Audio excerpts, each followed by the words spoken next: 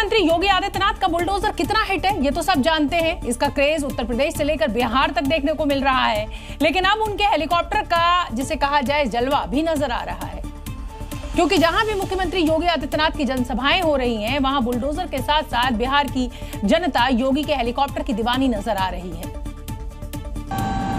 जैसे ही सीएम के हेलीकॉप्टर की गड़गड़ाहट सुनाई देती है, वैसे ही पूरा सभा स्थल योगी योगी के नारों से गूंज उठता है। एक तरफ जमीन पर पीला पंजा दिखता है तो आसमान में उड़न खटोला। लैंड कर रहा है बिहार के मोतिहारी में। लोगों में बड़ा जबरदस्त उत्साह है, क्रेज है। और देखिए कि किस तरह से जो लोग हाथ यहीं से जैसे ही हेलीकॉप्टर करीब पहुंच रहा है, इसी मैदान में हेलीपैड बना हुआ है, सीएम योगी पहुंचने वाले हैं। मोतिहारी में एक दो नहीं बल्कि हर जगह बुलडोजर नजर आए। बुलडोजर पर चढ़कर कार्यकर्ता बता रहे हैं बिहार में एनडीए सरकार बनेगी। तो जगह जगह पूरे इलाके में अगर आप देखें तो यहाँ पे सिर्फ बुलडोजर ही बुलडोजर है। और ये सिर्फ एक रैली की तस्वीर नहीं है अखिलेश, जितनी भी रैलियां हैं देखो, इधर बुलडोजर इधर बुलडोजर। बिहार में एनडीए योगी को ब्रह्मास्त्र की तरह इस्तेमाल कर रही है और योगी उस पर खरा उतर रहे हैं। बिहार के अंदर अब लालटेन की धुंधली रोशनी में अपराध कोई नहीं कर पाएगा। सीएम ने फर्स्ट फेज के वोटिंग के आंकड़ों पर कहा कि बिहार की जनता ने साबित कर दिया है कि जनादेश विकास और सुशासन की पर्याय एनडीए के साथ है। अगली खबर का रुख करेंगे। हम आपको बता दें कि 24 घंटे बाद दूसरे चरण का चुनाव प्रचार भी थम जाएगा, लेकिन उसके पहले बिहार के रण में प्रधानमंत्री नरेंद्र मोदी विरोधियों पर आज जमकर बरसे।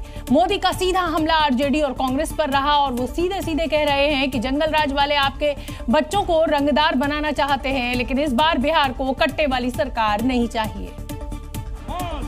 तभी तो सीतामढ़ी से लेकर बेतिया तक पीएम मोदी ने जंगल राज का जिक्र किया और लालू राबड़ी के दौर की याद दिलाकर एनडीए की जीत का दावा किया। क्या हम हमारे बच्चों को रंगदार बनने देंगे? क्या रंगदार बनाने वालों को जीतने देंगे? नहीं चाहिए, नहीं चाहिए, नहीं चाहिए कट्टा सरकार फिर एक बार। उद्योगों में सिर्फ ताले लगाना जानते हैं। 15 वर्ष के जंगल राज में एक भी बड़ी फैक्ट्री, बड़ा कारखाना बिहार में नहीं लगा। उधर विपक्ष कह रहा है कि इस बार के चुनाव में ध्यान भटकाने वाले मुद्दे नहीं चलने वाले। जनता बदलाव चाहती है, ऊब चुकी है, थक चुकी है। और इस बार ये जो ध्यान भटकाने की बात है, इधर उधर की बातें, ये चल नहीं रही हैं। 11 नवंबर को दूसरे चरण की वोटिंग है और 14 नवंबर को साफ हो जाएगा कि बिहार की जनता का आशीर्वाद किसे मिलेगा। बिहार विधानसभा चुनाव के पहले चरण में रिकॉर्ड वोटिंग से सभी के चेहरे खिले हुए हैं। सीतामढ़ी में प्रधानमंत्री नरेंद्र मोदी ने कहा कि इस वोटिंग से जंगल राज वालों को 65 वोल्ट का झटका लगा है, जबकि अखिलेश यादव कह रहे हैं कि बीजेपी 11 तारीख को ही बिहार से 9-2-11 हो जाएगी, क्योंकि पब्लिक का मूड बदलाव है और सत्ता पक्ष का दावा है कि पब्लिक जंगल राज से बचने के लिए उनके समर्थन में वोट कर रही है। 6 नवंबर को पहले चरण में रिकॉर्ड 65.05% मतदान के आंकड़े से हर कोई गदगद है। पहले चरण में जंगल राज वालों को 65 वोल्ट का झटका लगा है। पहले चरण में रिकॉर्ड मतदान से एनडीए ही नहीं, महागठबंधन के नेता भी उत्साहित हैं। 11 तारीख के बाद भारतीय जनता पार्टी 9-2-11 बिहार से होने जा रही है। 6 नवंबर को 18 जिलों में 121 सीटों पर वोट डाले गए थे और रिकॉर्ड 65.05% मतदान हुआ था। अब दूसरे चरण में 11 नवंबर को 20 जिलों की 122 सीटों पर वोट डाले जाएंगे। सबकी कोशिश है कि लड़ाई मजबूती से लड़ी जाए और कहीं किसी से कमजोर नजर नहीं आया जाए। दूसरे चरण के चुनाव के लिए सारी पार्टियों ने अपनी पूरी ताकत झोंक दी है। उनके वार पलटवार से बिहार का सियासी पारा हाई हो गया है और इससे शनिवार का दिन बन गया है बिहार में सुपर शनिवार। जी हां, प्रधानमंत्री नरेंद्र मोदी से लेकर गृह मंत्री अमित शाह और प्रियंका गांधी से लेकर तेजस्वी यादव ने अपने अपने खेमे के प्रचार को धार देने की आज जबरदस्त कोशिश की। पीएम मोदी ने सीतामढ़ी और बेतिया में हुंकार भरी। तो अमित शाह ने पूर्णिया, कटिहार और सुपौल में जनता से आशीर्वाद मांगा। वहीं योगी आदित्यनाथ ने मोतिहारी, पूर्वी चंपारण और गयाजी में जनसभा को संबोधित किया। महागठबंधन से प्रियंका गांधी ने कटिहार, भागलपुर और पूर्णिया में मोर्चा संभाला, तो तेजस्वी यादव ने नवादा से लेकर जमुई तक ताबड़तोड़ 19 रैलियों को संबोधित किया। पीएम मोदी ने अपनी रैली में बांग्लादेशी घुसपैठियों का मुद्दा उठाकर एक बड़ा संदेश दिया। एक घुसपैठिए आपके संतानों के हक की चोरी करते हैं और ये उन चोरों को बचाने के लिए मैदान में उतरे हैं। जोर से बोलो जी। तो वहीं अमित शाह भी इसी मुद्दे पर बरसे। मैं वादा कर कर जाता हूं, अगले 5 साल में बिहार से एक एक घुसपैठिए को हम चुन चुन कर निकालने का काम करेंगे। लेकिन दूसरी ओर तेजस्वी यादव का फोकस रोजगार रहा। नौकरी चाहिए तो क्या करना होगा? चुपचाप लालटेन पर बटन दबाइए, सरकार बनाइए और सरकारी नौकरी पाइए। सुपर शनिवार को अपनी ताकत दिखाने के बाद अब ये नेता रविवार यानी कि प्रचार के आखिरी दिन अपना सर्वस्व दांव पर लगाने के लिए मैदान में उतरेंगे। बिहार विधानसभा चुनाव के बीच जमुई पुलिस ने अवैध हथियार की फैक्ट्री का खुलासा किया है। यहां देसी कट्टा, बंदूक और दूसरे हथियार बनाने के सामान बरामद हुए हैं। पुलिस गिरफ्त में दिख रहे ये वही शख्स हैं जो हथियार बनाते थे। लछुआड़ के गौहरनगर गांव में ये हथियार की फैक्ट्री चला रहे थे। पुलिस ने अवैध हथियार फैक्ट्री चलाने वाले पिता पुत्र के साथ एक मिस्त्री को भी गिरफ्तार किया है। इस अवैध हथियार फैक्ट्री में कट्टा, बंदूक और दूसरे हथियार बनाए जाते थे। बिहार, झारखंड के अलावा दूसरे राज्यों में यहाँ के बने हथियारों की सप्लाई होती थी। दूसरे चरण के चुनाव से पहले इस अवैध हथियार की फैक्ट्री का खुलासा कर पुलिस ने बड़ी सफलता हासिल की है। महाराष्ट्र की सियासत में एक बार फिर से बड़ा बवाल हो गया और इसका असर सरकार की सेहत पर भी पड़ सकता है, क्योंकि मुख्यमंत्री देवेंद्र फडणवीस ने जिस लैंड डील स्कैम के खुलासे के बाद जांच के आदेश दिए हैं वो उप मुख्यमंत्री अजीत पवार के बेटे की कंपनी की डील से जुड़ा हुआ है। लेकिन सीएम फडणवीस ने न सिर्फ जांच के आदेश दिए और एफआईआर हुई, बल्कि यहां तक कह दिया कि अब पूरा मूल्य चुका देने पर भी कार्रवाई होगी। ज्या काही अनियमितता आहेत त्याला जो कोणी जबाबदार असेल त्याच्यावर पुढची कारवाई होईल। हालांकि डिप्टी सीएम अजीत पवार इस मामले से पूरी तरह अलग हो गए हैं, जिस पर कांग्रेस हमलावर हो गई। 4 महीना पहले जब पता था तो तभी अजीत दादा ने इस पे ध्यान दिए रहते तो ये घोटाला नहीं होता था। क्यों नहीं दिया गया ध्यान? अब मामला भी समझिए। दरअसल पुणे में कोरेगांव पार्क क्षेत्र में 40 एकड़ का भूखंड पार्थ पवार के अमाड़िया एंटरप्राइजेज ने 1804 करोड़ रुपए के बाजार मूल्य के मुकाबले मात्र 300 करोड़ रुपए में ले लिए। यहां तक कि स्टैंप ड्यूटी के 21 करोड़ दिए बगैर रजिस्ट्री भी हो गई, जिसकी जांच हो रही है। लेकिन सीएम फडणवीस की तल्खी कहीं अजीत पवार को बेटे के साथ ना खड़ा कर दे। भारतीय रेलवे ने वंदे भारत एक्सप्रेस की सीरीज को और आगे बढ़ाते हुए 4 नई ट्रेनों की शुरुआत की है। प्रधानमंत्री मोदी के हाथों काशी से इनका लोकार्पण हुआ और इसका फायदा उत्तर प्रदेश, दिल्ली, पंजाब, मध्य प्रदेश, केरल और कर्नाटक के रेल यात्रियों को होगा। पीएम मोदी ने बनारस खजुराहो वंदे भारत एक्सप्रेस को जहां हरी झंडी दिखाकर रवाना किया तो बाकी ट्रेनों का ऑनलाइन शुभारंभ किया। गुरुवार को छोड़कर हर दिन चलने वाली बनारस खजुराहो वंदे भारत एक्सप्रेस के लॉन्चिंग के मौके पर पीएम मोदी के साथ ही सीएम योगी और रेल मंत्री अश्विनी वैष्णव मौजूद रहे। इस मौके पर पीएम मोदी ने ट्रेन के भीतर पहुंचकर स्कूली बच्चों से संवाद किया तो कई बच्चों से कविताएं सुनी। मेरा बनारस बदल रहा है, सदा सनातन सदा पुरातन, ये मेरा बनारस बदल रहा है। आज शुरू हुई 4 वंदे भारत में से 2 वंदे भारत यूपी से शुरू हुई है। पहली बनारस खजुराहो और दूसरी लखनऊ सहारनपुर। यही नहीं, वाराणसी से खजुराहो वंदे भारत एक्सप्रेस वाराणसी से चलने वाली 8वीं वंदे भारत है। बाकी की 2 वंदे भारत में से एक पंजाब के फिरोजपुर और दिल्ली के लिए है, जबकि दूसरी कर्नाटक से बेंगलुरु और केरल के एर्नाकुलम के बीच चलेगी। ये नई सेमी हाई स्पीड ट्रेनें भारतीय रेलवे को रफ्तार देने के साथ ही कनेक्टिविटी बढ़ाने में अहम भूमिका निभाएगी। उत्तर प्रदेश में एक बार फिर लाउड आवाज को डाउन करने का अभियान तेज हो गया है। फिरोजाबाद से लेकर मुजफ्फरनगर तक मस्जिदों पर अवैध तरीके से लगे लाउड स्पीकरों को उतारने का काम शुरू हो गया है। साथ ही स्पीकर की आवाज को तय मानक में रखने का अल्टीमेटम भी दे दिया गया है।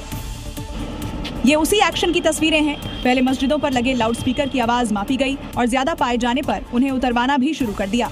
फिरोजाबाद के करबला इलाके में 3 और मुजफ्फरनगर से 15 लाउड स्पीकर हटवाए गए हैं।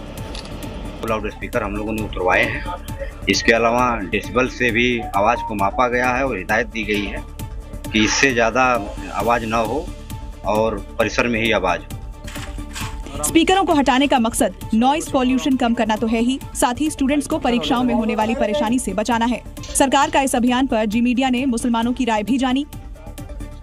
के आदेश हैं, जैसे आप सदन को करेगा, जैसे हम लोग तो रोड इसमें आए नहीं, उत्तरवादी जो थे ऐसा में जो बिल की मर्जी तो हमारी मर्जी ऐसा है। जब ये कोर्ट के आदेश हैं तो पुलिस जो हटवाती है हमसे, तो कह देती है कि वही कोर्ट को हटा दो, तो हमने हटा दिए गए। योगी राज में मस्जिद हो या मंदिर, लाउड स्पीकर की आवाज डाउन ही रहेगी, क्योंकि ये सुप्रीम कोर्ट का ऑर्डर है, जिसमें कोर्ट ने साफ कहा है कि किसी को जबरदस्ती तेज आवाज में लाउड स्पीकर के जरिए बातें नहीं सुनाई जा सकती। काशी की जिस दाल मंडी के चौड़ीकरण को लेकर प्रशासन पिछले कई दिनों से प्लानिंग कर रहा था, आखिरकार यहां एक्शन शुरू हो गया। कोर्ट से हरी झंडी मिलने के बावजूद त्योहारों और दुकानदारों के विरोध की वजह से कार्रवाई कई बार टलती रही। 29 अक्टूबर को अब इसकी शुरुआत हुई भी तो उसे भी रोक दिया गया। लेकिन 10 दिन बाद एक बार फिर से प्रशासन एक्शन में आ गया और भारी संख्या में पुलिसकर्मियों की मौजूदगी में हथौड़ा चलना शुरू हो गया। सुरक्षा के लिहाज से दाल मंडी जाने वाला रास्ता पहले ही रोक दिया गया था। टीम ने चौक जाने वाले रास्ते पर पहुंचकर पहले से चिन्हित दुकानों पर कार्रवाई शुरू कर दी। प्रशासन ने जो एक्शन लेना है वो शुरू कर दिया है और ये पूरा मलबा आपको दिखाई देगा। पूरी तोड़फोड़ की प्रक्रिया शुरू कर दी गई है। दुकानदार इस कार्रवाई से बेहद निराश हो चुके हैं। हमारा दर्द ये है कि मैं वक्त से पहले मर गया, जय श्री राम हो गया हमारा। मुस्लिम समाज के लोग सिवाय देखने के कुछ बोलने को तैयार नहीं। चौड़ीकरण हो रहा है तो उसमें ये मस्जिद का भी हिस्सा कुछ टूटने वाला है। अब जो होगा उसको देखा जाएगा। फिर जो कोई आपत्ति, किसी तरह की कोई शिकायत? हम आपत्ति करके क्या कर सकते। हालांकि दुकानदारों को मुआवजा भी मिला है, लेकिन दशकों पुरानी दुकान टूटता देख दुकानदार पूरी तरह से टूट गए हैं। असम में मुख्यमंत्री हेमंत बिस्वा शर्मा का बुलडोजर टॉप स्पीड में गरजता हुआ नजर आ रहा है। जो अवैध होगा वो मिट्टी में मिलेगा और गुवाहाटी में ऐसा ही हुआ भी है, जहां एक अवैध मस्जिद को जमींदोज कर दिया गया और इसके बाद मुसलमान लोग मातम मनाते नजर आए। गुवाहाटी में बनी इस मस्जिद को खाली करने के लिए 12 घंटे का वक्त दिया गया था। मियाद पूरी हुई और हेमंता का बुलडोजर चलने लगा। पीले पंजे के हर प्रहार से अवैध तरीके से बनाई मस्जिद की दीवारें धीरे धीरे ढहती चली गईं और देखते ही देखते मलबे में तब्दील हो गई। हेमंता प्रशासन के मुताबिक मस्जिद भूस्खलन वाले इलाके में है। ऐसे में लोगों को सुरक्षित रखने के लिए मस्जिद को हटाया गया है, लेकिन सरकार के इस फैसले का मुसलमान विरोध कर रहे हैं। मस्जिदों में, खास करके मस्जिदों में भूमिस्खलन होती है क्या? क्योंकि आजू बाजू में लोगों की घर था, किसी का घर नहीं तोड़ा, कुछ भी नहीं तोड़ा, लेकिन मस्जिद को तोड़ा। बताया गया भूमिस्खलन होने की आशंका ही थी, इसके लिए मस्जिद को तोड़ा गया। 12 घंटे की नोटिस जो है देके एक मस्जिद को तोड़ देना, ये सरासर गैर कानूनी है और ऐसा नहीं करना चाहिए। गीता कॉलोनी में बनी इस मस्जिद को तोड़ने को लेकर लोगों में नाराजगी दिखाई दी। महिला पुरुषों ने रोते हुए मस्जिद तोड़ने का विरोध किया। हालांकि कोई भी गड़बड़ी ना हो, इसके लिए पहले से ही भारी पुलिस बल की तैनाती की गई थी। तुर्की के सबसे बड़े शहर इस्तांबुल में अफगानिस्तान और पाकिस्तान के बीच शांति वार्ता फेल हो गई। इस बैठक के फेल होने के साथ ही ये तय हो गया कि अब युद्ध होना तय है, क्योंकि जैसे ही बैठक बेनतीजा खत्म हुई, पाकिस्तान ने कंधार के बॉर्डर एरिया में बमबारी शुरू कर दी। लगातार तीसरी बैठक के बाद भी सीज फायर नहीं हो पाया, जिसके बाद तनाव बढ़ गया है और कंधार के बॉर्डर एरिया में पाकिस्तान ने मस्जिद पर मोर्टार फायर और गोलीबारी शुरू कर दी है। पाकिस्तान की इस धोखेधड़ी से तालिबान गुस्से में है। इस दगाबाजी के बाद मंत्री नूरुल्लाह नूरी ने मुनीर आर्मी को इतिहास पढ़ लेने की हिदायत दे दी, जिससे साफ है कि अब कभी सीज फायर नहीं, युद्ध होगा। पाकिस्तान जो चोरी और सीना जोरी दोनों करता है, उस पाक के मंत्री ख्वाजा आसिफ कह रहे हैं कि भविष्य में कोई बात नहीं होगी। इससे पहले भी ख्वाजा आसिफ युद्ध वाली धमकी दे चुके हैं और अब सीज फायर के रास्ते बंद कर खुद अपनी कब्र खोदना शुरू कर दिया है, क्योंकि तालिबान ने सिर पर कफन बांध लिया है। जम्मू कश्मीर में आतंक के खिलाफ सबसे बड़ा ऑपरेशन चल रहा है। अलग अलग जिलों में काउंटर इंटेलिजेंस की टीमें आतंकवादियों के मददगारों पर नकेल कस रही है। कश्मीर की जेलों में भी सर्च ऑपरेशन चलाकर टेरर नेटवर्क तोड़ने की कोशिश हो रही है। इस रेड का मकसद जेलों से आतंकी कनेक्शन को रोकना है। काउंटर इंटेलिजेंस की टीमों ने ओवरग्राउंड वर्कर्स के 59 ठिकानों पर रेड की। इन्हीं ठिकानों से पाकिस्तान में रहकर दहशतगर्द अपनी आतंकी गतिविधियों को अंजाम दे रहे हैं। सुरक्षा बलों ने कुलगाम, डोडा, राजौरी और कठुआ में एक साथ रेड की। कार्रवाई में CIK, NIA, SIA और जम्मू और कश्मीर पुलिस की टीमें शामिल रहीं। इनका लक्ष्य ओवरग्राउंड वर्कर की पहचान करना और सीमा पार आतंकी नेटवर्क को तोड़ना है। श्रीनगर की केंद्रीय जेल और कुपवाड़ा की जिला जेल में भी छापेमारी की गई, ताकि जेल के अंदर से चलने वाले आतंकी नेटवर्क पर भी शिकंजा कसा जा सके। घाटी में आतंकवाद और आतंकी अपनी आखिरी सांसें गिन रहे हैं और ऐसे एक्शन से उनके नेटवर्क को और जल्दी ध्वस्त किया जा रहा है। दिल्ली के रिठाला मेट्रो स्टेशन के पास भयंकर आग लगी है और इसने सैकड़ों लोगों के सिर से छत छीन ली है। लोगों के आशियाने राख के ढेर में तब्दील हो गए और पूरा का पूरा इलाका जलते सपनों की तस्वीर दिख रहा है। आग देखते ही देखते सैकड़ों झुग्गियों को अपनी चपेट में लेती नजर आई। आग इतनी ज्यादा तेज थी कि चंद मिनटों में ही पूरा इलाका आग की भट्टी बन गया। आग लगते ही लगातार धमाकों की आवाज गूंजती रही। माना जा रहा है कि ये सिलेंडर फटने की आवाज है। कुछ ही पलों में यहाँ सब कुछ जलकर खाक हो गया। सूचना मिलते ही फायर ब्रिगेड की गाड़ियां मौके पर पहुंची और तकरीबन 8 घंटे की कड़ी मशक्कत के बाद आग पर काबू पाया गया। इस दौरान एक व्यक्ति का शव भी बरामद किया गया, जबकि एक गंभीर रूप से झुलस गया है, जिसे अस्पताल में भर्ती कराया गया है। सुबह जब धुआं छटा तो सिर्फ जली झुग्गियां सामने दिखाई दी। लोग मलबे में अपने खोए घर और उम्मीदें ढूंढते हुए नजर आए। जहां राहत की सांस तो मिल गई, लेकिन दर्द की राख हवा में नजर आई।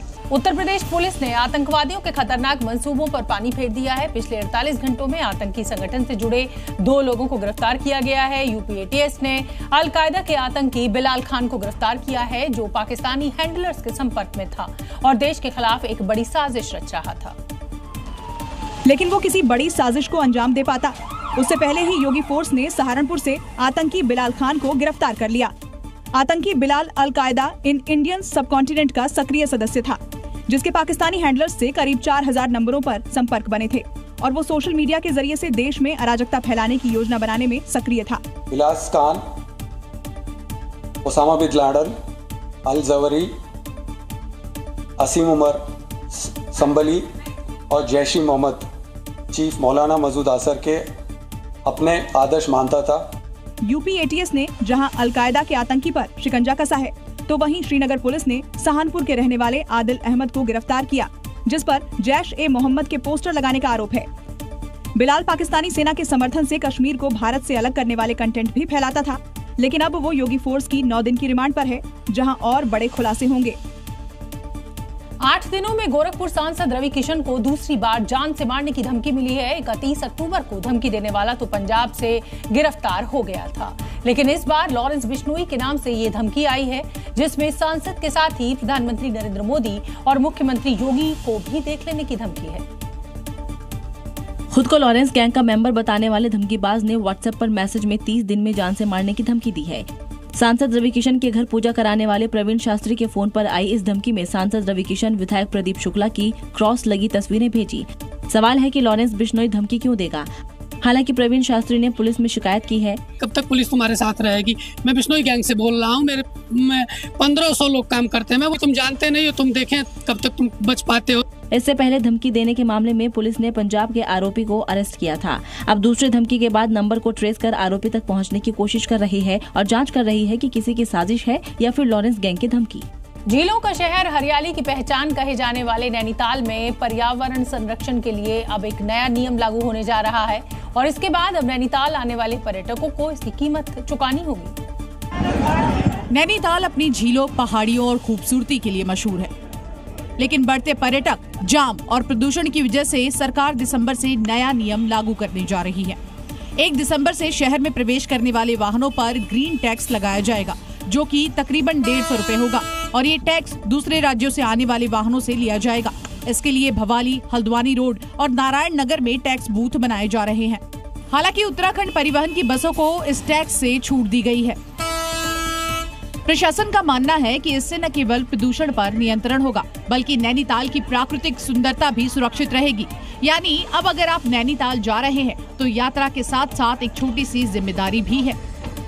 ग्वालियर की एक महिला ने 2 साल के संघर्ष के बाद ओला कंपनी के खिलाफ केस जीत लिया है। दरअसल ओला इलेक्ट्रॉनिक स्कूटर में खराबी को लेकर महिला ने उपभोक्ता फोरम में शिकायत की थी और इसके बाद से फोरम में 2 साल तक ये लड़ाई चलती रही।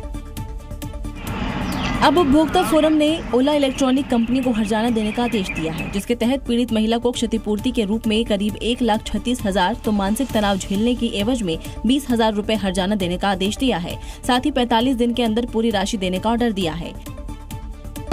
ओला कंपनी की तरफ से कोई उपस्थित नहीं हुआ। लास्ट में शुरुआत में 45 दिन का समय रहता है जवाब देने के लिए, उनके द्वारा जवाब भी नहीं दिया है 45 दिन में। जब लास्ट में फाइनल आर्गूमेंट में थी तो एक एडवोकेट साहब आए, बोला हमें इसमें फाइनल बहस करनी है। मामला 2023 का है, जब महिला ने ओला इलेक्ट्रॉनिक स्कूटर खरीदा था, लेकिन स्कूटर में तकनीकी खराबी होने के बाद महिला ने कंपनी में शिकायत की। कंपनी ने ना तो शिकायत सुनी और ना ही स्कूटर को ठीक किया, जिसके बाद महिला ने उपभोक्ता फोरम में शिकायत की थी और करीब 2 साल लड़ाई लड़ने के बाद जीत हासिल की। किसको अच्छा कर्म माने और किसको बुरा कर्म माने। धर्म किसके लिए है, अगर ये पकड़ लिया तो धर्म क्या है ये अपने आप साफ हो जाएगा। क्या आप भी सहमत हैं कि कर्म ही धर्म है? ये परंपराएं, ये रस्मों रिवाज, इनका धर्म से दूर दूर तक कोई लेना देना नहीं है। आचार्य जी, ये इतना अंतर्द्वंद क्यों?